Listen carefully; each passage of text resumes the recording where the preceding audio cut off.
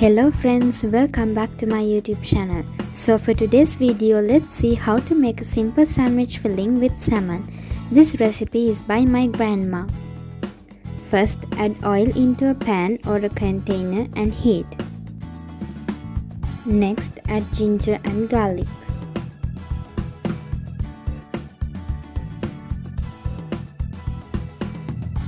Now add curry leaves to it and fry for about a minute. Now add onion, green chili and fry for about some time, and then you can add the tomatoes.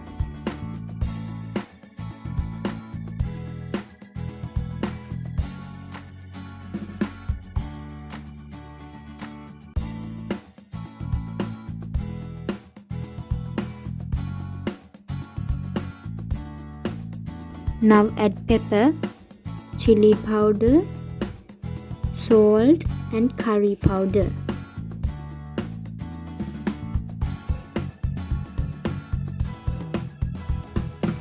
And at last add the salmon and mix them well.